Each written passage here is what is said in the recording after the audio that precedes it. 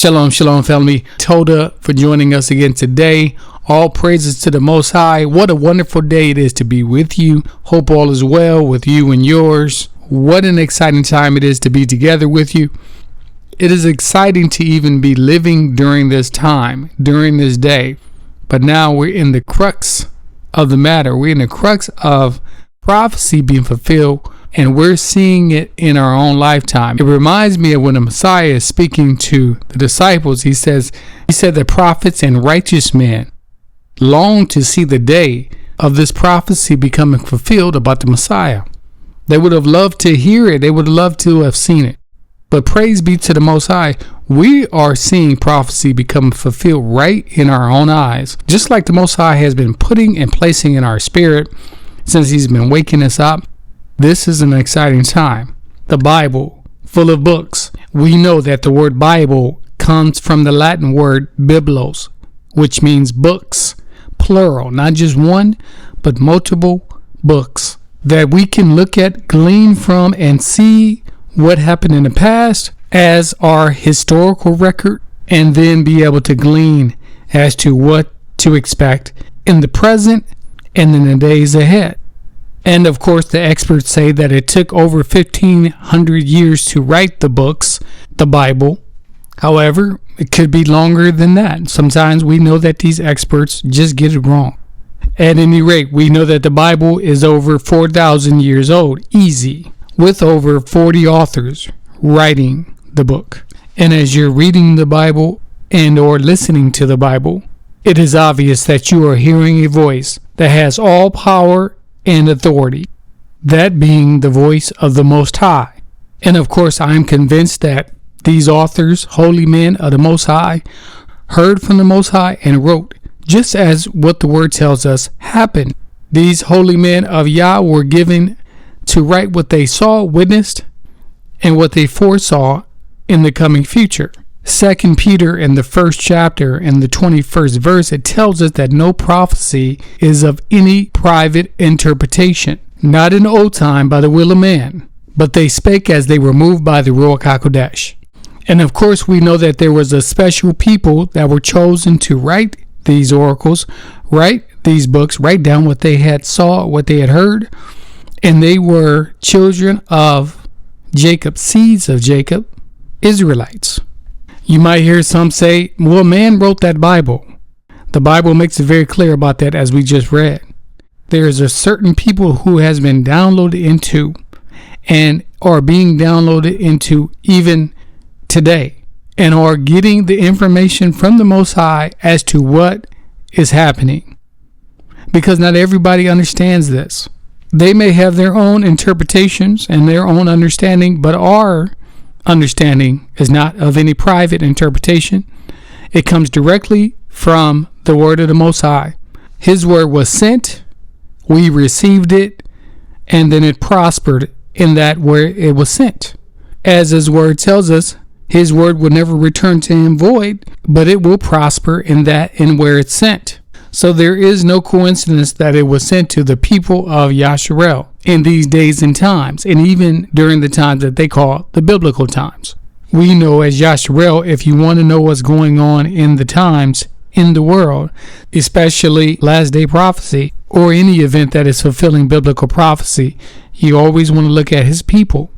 So there are many things that have occurred around the world that mirror the very prophecies that are given in the Bible. And there are those who will ignore it for various reasons. If they weren't directly affected by it, it may take a week or a couple of days for them to forget about it, and then it's like they're back in their daily routine, as if it never even occurred. This is where we're at in the world. Men's hearts have grown cold. Until those things really affect them, then it really is just a blip in time.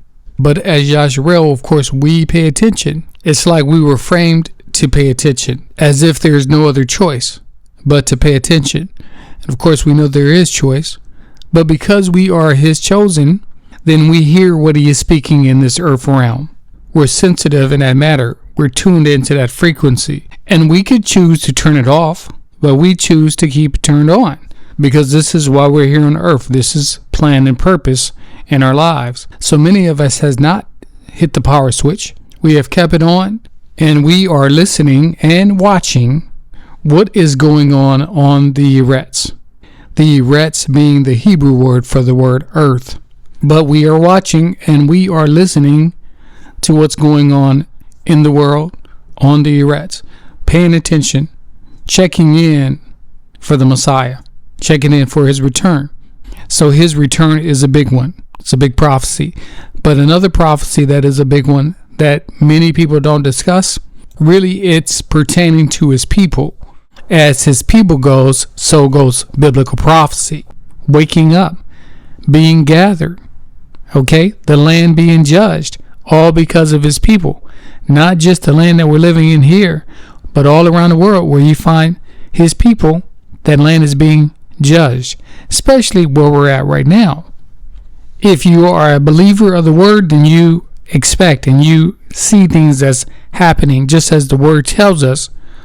But if you're not looking at it from a Yasharel biblical view, then you're missing it.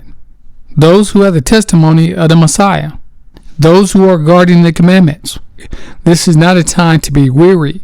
This is not a time to faint, or as James said, to be double-minded. This is a time to be in your word, girded up in the truth, so that your faith can be increased. In other words, the TV's turned off, the cell phones are quiet, and you're locked into what the Ruach HaKodesh is showing you. So the question that I have been getting is, what is next? What is the Most High doing? Where are we going with the world? We know that the world certain things cannot happen until certain prophecy comes to pass regarding his people. I'm checking the clock. I'm looking at my watch. What's the forecast? So by looking at these various scriptures, we're going to see what the word says in reference to his people. Okay, we're going to look at that because if you look around the world, you will know that his word is being made manifest. And if you believe in the Bible and what his word says, you would know that the Most High's word will never return to him void. You see that biblical prophecy is coming to pass. We see these things going on. But when it comes to his people, he has already told us what would happen. So if all these other things are going on, what do you think is happening with his people? What do you think is going on in regards to the people? There's nothing that anyone else can do about this. This is the Most High. We need to know what he said he would do. So we're going to look at those scriptures and verify for ourselves. The Most High don't need verifying. He's doing what he said he would do. But so that we understand what's going on, to be reminded, we're going to look at the scriptures to see what they say about the prophecy. And whether or not now you need to register that thing. Okay, now you need to pinpoint it and see, well, what's going on since 2019. All right, we discussed this in length in a 7-part series. The 400 years are over. Many of the details are in there. Okay, so let us go to the book of Ezekiel, the 37th chapter, verse 1, and we will start there. The valley of the dead bones, the prophecy given to Ezekiel by the Most High. And it reads, "And the hand of Yah was upon me, and carried me out in the Ruach of Yah, and set me down in the midst of the valley, which was full of bones, and caused me to pass by them round about. And behold, there were very many in the open valley, and look, they were very dry. And he said unto me, Son of man, can these bones live? And I answered, O Yah Elohim, you know it. Again he said unto me, Prophesy upon these bones, and say unto them, O you dry bones, hear the word of Yah. This is what Yah Elohim says unto these bones. Behold, I will cause Ruach to enter into you, and you shall live. And I will lay sinews upon you, and will bring a flesh upon you, and cover you with skin, and will put breath in you, and you will live, and you will know that I am Yah. Verse 10 reads, So I prophesied as he commanded me, and the Ruach came into them, and they lived, and stood upon their feet an exceeding great army. Then he said unto me, Son of man, these bones are the whole house of Yasharel. Behold, they say, Our bones are dried, and our hope is lost. We are cut off for our parts. Therefore prophesy and say unto them, This says Yah Eloah, Behold, my people, I will open up your graves and cause you to come up out of your graves and bring you into the land of Yasharel. And you shall know that I am Yah, when I have opened your graves, O my people, and brought you up out of your graves, and shall put my Ruach in you, and you shall live. And I shall place you in your own land. Then shall you know that I, Yah, have spoken it and performed it, says Yah.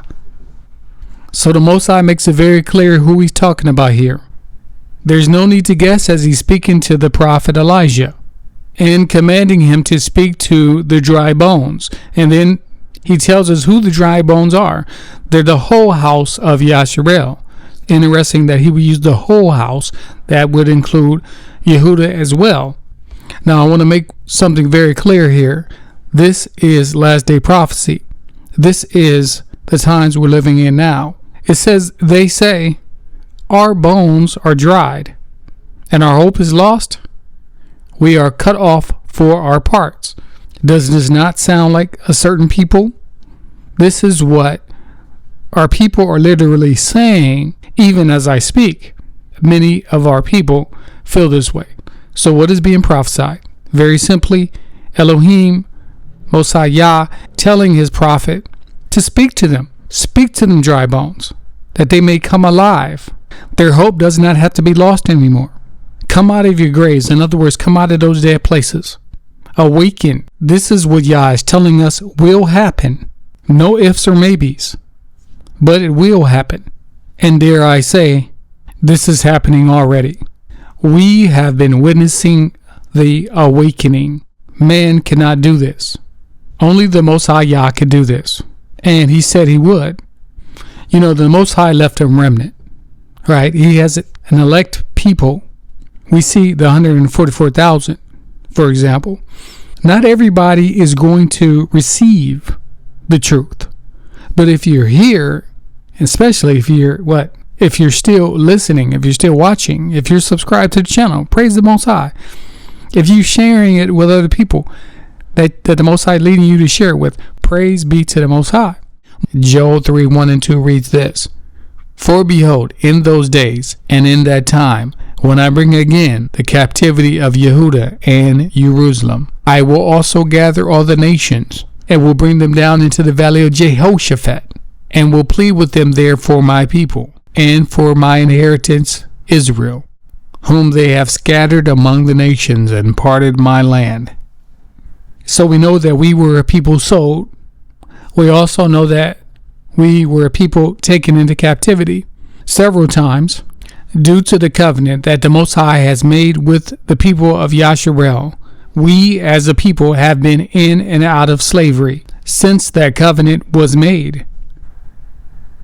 But all praises to the Most High. Look at what it says in the second verse, that he would bring all the nations, gather all the nations, bring them down to the valley of Jehoshaphat, and will plead with them there. About who? About his people.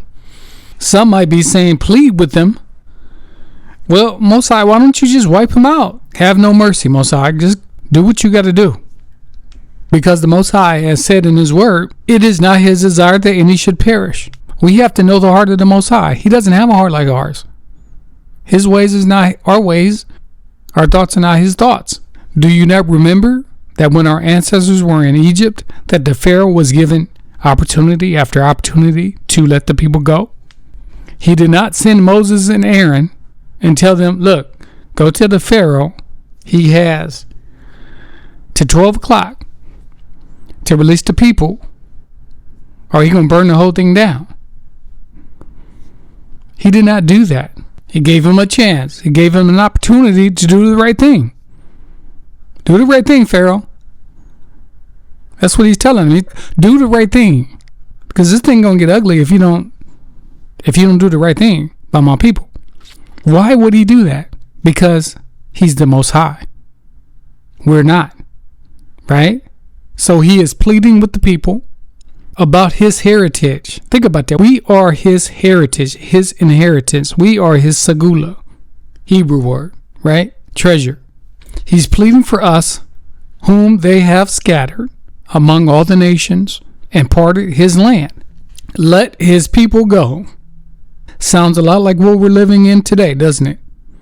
Oh, we need to take this from the people. We need to take this from the people. We got to make sure we keep our foot upon their neck. Listen, to use my best English, ain't nobody tripping on none of that.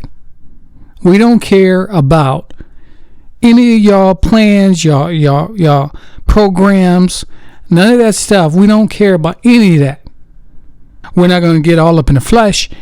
We're not going to be concerned about that. We're going to be, guess what? Waiting on the Most High, because he's already dealing with the situation. We are over here sitting back in the waiting room chilling, watching TV, kicking back. Y'all don't even understand the time we on. Like the youngsters say. We used to say back in the day, you don't even know what time it is. The youngsters now, they say, what type of time you on? You don't understand. The nations that's in the world that are mistreating his people, that have mistreated his people, they don't understand what time we on. You understand? They don't understand what time it is. Time is up on all that foolishness. The 400 is up. Did you not get the memo? The last two solar eclipses, the one in 2017 and the one in 2024, the Tav that went right over the nation, Tav meaning 400, Tav meaning covenant. Did you not get it? All right, moving on. Joel 3:7. It reads, Behold, I will raise them out of the place where you have sold them, and return your recompense upon your own head. Isaiah 47:6 reads this, I was angry with my people. I have profaned my inheritance, and given them into your hand. You showed them no mercy. On the elderly you laid your yoke very heavily. So the Most High has all the records. Everything that has been done in the dark will be revealed, and is being revealed in the light. He said that would happen. Joel says, you have returned the recompense upon your own head. He says that he was angry with his people, and he gave them into your hand. But what did you do? You had no mercy on the people. See what I mean? Yashiro, this is what the word of the Most High is saying. So we don't have to try to figure out where the justice is. He is bringing the justice. He is the just and living God. Let me correct that, right? He's the definite article. There's no A in there. He is the. He's the one that drops the gavel. And he said he's going to bring a recompense upon that nation that mistreated his people. Now, we want to keep this in context. We need to understand that every one of these prophecies, again, is talking about his people that were scattered, that are going to be gathered, brought back in. This is what we're talking about. We're not talking about coming back from Babylon or, coming back from Egypt or any of that kind of stuff. We are definitely coming back from Egypt, but the second Egypt. You understand? The second bondage that would happen. He said he would bring him back from Egypt a second time. The Most High is very clear about these things. All we need to do is search out his word, and it's there very clearly. All right, one more. And this one is very telling because it comes from the book of Baruch. Now, of course, we find the book of Baruch in the Greek Septuagint. That is the Greek translation of the Hebrew Bible. Baruch was also known as a friend of Jeremiah, and was written by Baruch ben Neriah. So if you never heard of this book, there you go. It is definitely a valid book that I believe is directly from the Most High. The book of Baruch, chapter 4, verse 13. They knew not his statutes, nor walked in the ways of his commandments, nor traveled in the paths of discipline in his righteousness. Let them that dwell about Zion come, and remember you the captivity of my sons and daughters, which the everlasting have brought upon them. For he has brought a nation upon them from far, a shameless nation, and of a strange language, who neither reverenced old man nor pitied child. These have carried away the dear beloved children of the widow, and left her that was alone desolate without daughters. But what can I help you? For he that brought these plagues upon you will deliver you from the hands of your enemies. Go your way, O my children, go your way, for I am left desolate. I have put off the clothing of peace, and put upon me the sackcloth of my prayer. I will cry unto the everlasting in my days. Be of good cheer, O my children. Cry unto Yah, and he will deliver you from the power and hand of the enemies. For my hope is in the everlasting, that he will save you. And joy has come unto me from the Holy One, because of the mercy which shall soon come unto you from the everlasting, our Savior. So if we pause there real quick, we can see, just like the prophet said, it was because of the children of Yasharel not keeping the law, statutes, and commandments as to why they were put off to the nations. But we're seeing that the Most High doesn't want us to stay there. It's not a eternal thing. It is not an everlasting curse. There is an end time for the captivity, the scattering, and the mistreatment of his people, as we're going to see here. And then we also see how the nations treated the people, knowing who our ancestors were, still took it upon themselves to mistreat the people in a very unjust way and a very barbaric way. Continuing on at verse 23, for I sent you out with mourning and weeping, but Elohim will give you to me again with joy and gladness forever. Like as now the neighbors of Zion have seen your captivity, so shall they see shortly your salvation from our Elohim, which shall come upon you with great glory and brightness of the everlasting. My children, suffer patiently the wrath that is come upon you from Elohim, for thine enemy hath persecuted you, but shortly you shall see his destruction, and shall tread upon his neck. My delicate ones have gone rough ways, and were taken away as a flock caught of the enemies. Be of good comfort, O my children, and cry unto Yah, for you will be remembered of him that brought these things upon you. For as it was in your mind to go astray from Elohim, so being returned, seek him 10 times more. For he that brought these plagues upon you shall bring you everlasting joy with your salvation. Take a good heart, O Jerusalem, for he that gave you that name will comfort you. Miserable are they that afflicted you, and rejoiced at your fall. Miserable are the cities which your children served. Miserable is she that received your sons. For as she rejoiced in thy ruin, and was glad in your fall, so shall she be grieved for her own desolation. For I will take away the rejoicing of her great multitude, and her pride shall be turned into mourning. So we see how it's going to end for the nations that mistreated his people. We see that, right? But it also says here that we should be rejoicing because he would hear our cry. And he would hear, he would remember. It says that he would remember. He would remember what he has promised Abraham, Isaac, and Jacob. He said he's going to bring us everlasting joy. Everlasting just means everlasting. You might want to put a little note there that says that. Remember that he gave us the name Jerusalem, right? This is the city of peace. And then it tells us why he gave us that name.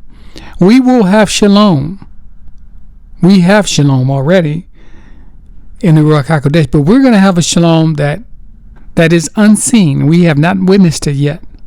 That's the shalom, where we're not going to have to be looking over our shoulder, because the Most High is our covering, and that will become very evident as this prophecy becomes fulfilled. It tells us that as we went astray, we will remember that. But then it tells us to seek him 10 times as more. Are we not? We are very fervent about keeping the law, the statutes and commandments. Here we are in the wilderness again. But this time he's writing the laws upon our hearts, which will never go away. So this is a beautiful thing. I hope and I pray that you got something out of this Bible study. The Most High has not forsaken us. Everything that we see going on in the world right now on the earth plane is simply because the Most High has remembered us, and he has remembered what he has promised. Hallelujah. Until next time, shalom, shalom. If you got something out of this channel, don't forget to subscribe, like, share, comment in the comment section below. It helps to grow the channel. Thank you, and may the Most High bless you.